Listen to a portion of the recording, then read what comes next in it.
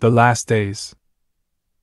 2,000 years ago, the author of Hebrews, chapter 1, wrote, "Long ago, at many times and in many ways, God spoke to our fathers by the prophets, but in these last days He has spoken to us by His Son."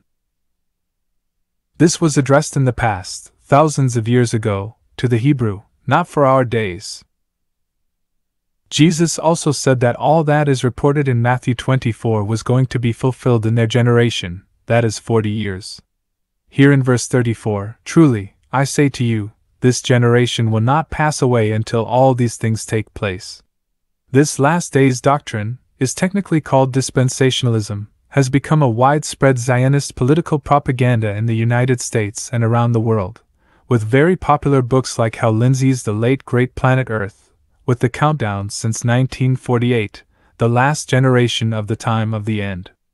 Also, the series Left Behind by Tim LaHaye and Jerry Jenkins, and in the popular Scofield Reference Bible, which teach that the rapture is imminent, that we are living in the last days, that the Antichrist is about to take over, and that they will build a third temple in Jerusalem to offer sacrifices, that the mark of the beast is an RFID chip, a tattoo or other technology that is about to be implemented. They teach that all these things have been prophesied, and that we live in the days of their fulfillment. Since they watched Israel return in 1948, they proclaimed that Jesus was returning in that generation of 40 years. They wrote books about his return in 1988, and as usual, it was not true. Yes, this doctrine is 100% absurd and completely false. All this is a misinterpretation. In fact, if you read the Bible and study this doctrine for yourself, you will discover that not only that none of this nonsense is correct, but this has generated divisions, new doctrines full of confusion, with endless theories.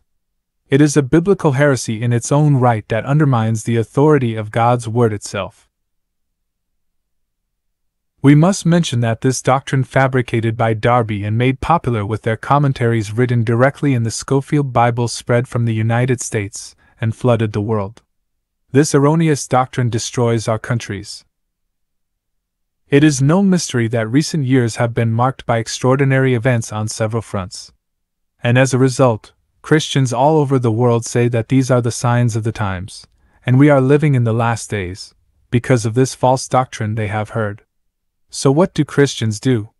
What are they doing right now, where they need to be the greatest form of salt and light and should be the most active, resilient and aggressive in standing up for truth, freedom and justice?